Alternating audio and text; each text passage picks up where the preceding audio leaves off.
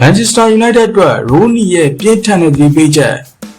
Manchester United ရဲ့ကဏ္ဍဝင်တိုက်စစ်မှုဝေးလို့တွေကတော့သူ့ရဲ့ကလပ်ဟောင်းပေါ်မှာတော်တော်လေးကိုစိုးရိမ်နေပုံရပါတယ်။ United ဟာလာမယ့်ရာသီရည်မှန်းချက်တွေကိုတင်းရဲ့ပုံဖွဲ့ကိုယ်တိုင်ဖျက်ဆီးနေတယ်လို့ဖြစ်နေတယ်လို့ရိုနီကပြင်းပြင်းထန်ထန်ဝေဖန်လိုက်ပါတယ်။လက်ရှိ Man United ရဲ့အခြေအနေကဘာတွေဖြစ်နေတာလဲ။ရိုနီကရောတင်းရဲ့ပိုင်ရှင်တွေနဲ့စီမံခန့်ခွဲသူတွေကိုလုံမေးခွန်းတွေထုတ်လိုက်တာလေ။ဒီခါမှာတော့ရိုနီရဲ့စိတ်ဝင်စားစရာဒီပေးမှတ်ချက်တွေကိုသိစိတ်ကြည့်လိုက်ကြရအောင်ပါ။ဒီကပြဿနာနှောင်နှေးကြမ်းကြမှုများရိုနီဒီကထောက်ပြလိုက်တာကတော့တင်းရဲ့ဆုံးဖြတ်ချက်ချမှတ်မှုနှေးကွေးခြင်းပါပဲ။အခုချိန်မှာချားပြိုင်မဲ့တင်းတွေကလာမယ့်ရာသီအတွက်လူအင်အားဖြစ်တင်းမှုနဲ့ပြင်ဆင်မှုတွေစတင်နေပြီဖြစ်ပေမဲ့ United ကတော့မြေများနဲ့အချိန်ဖြုံးနေတော့မယ်လို့သူကဆိုပါတယ်။ရိုနီကကျွန်တော်သာသင်းပန်ရှင်နေရာမှာဆိုရင်ပထမဆုံးအနေနဲ့ United ကိုအစင်လာတိုင်းပြန်လည်ဥမော့လာအောင်ချိန်ဆွဲမနေပဲလှုပ်ဆောင်ပါပါ။ဒီပြမိုက်ကယ်ကာရီရဲ့နာကနဲ့ပတ်သက်ပြီးတေချာမဆုံးဖြတ်နိုင်သေးတာကလည်းဂဲကိုစိတ်ပြက်စရာပါပဲ။မိုက်ကယ်ကာရီဟာတင်းရဲ့ကန်နဝင်ဖြစ်တယ်လို့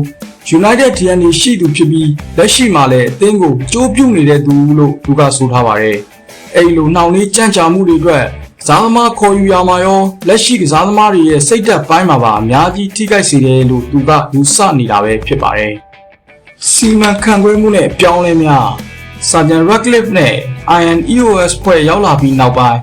United မှာပြောင်းလဲတွေအများကြီးလုပ်နေတာတော့မှန်ပါတယ်။ဒါပေမဲ့ရိုနီရဲ့မြင်မှာတော့ပေါ်ရန်ပြောင်းလဲတွေထက်တကယ်ကွင်းထဲပိုင်းဆိုင်ရာအောင်မြင်မှုတွေအတွက်လိုအပ်တဲ့ခိုင်မာတဲ့အစီအစဉ်တစ်ခုအများဆုံးလိုအပ်နေတာပဲဖြစ်ပါတယ်။ဒါအပြင်ရိုနီကတင်းလူစင်းကိုလည်းဝေဖန်ခဲ့ပါသေးတယ်။တင်းမှာရှိနေတဲ့ကစားသမားနဲ့မရှိတဲ့ကစားသမားကိုပြက်ပြက်တသားခွဲခြားဖို့ချိန်တန်နေတာဖြစ်ပြီးခြေစွမ်းမပြနိုင်တဲ့သူတွေကိုဖယ်ထုတ်ခါတင်းကိုတုံးတက်စေမဲ့သူကိုပဲခွင့်ရပေးတဲ့နယ်လို့သူကပြင်းပြင်းထန်ထန်တိုက်တွန်းထားပါတယ်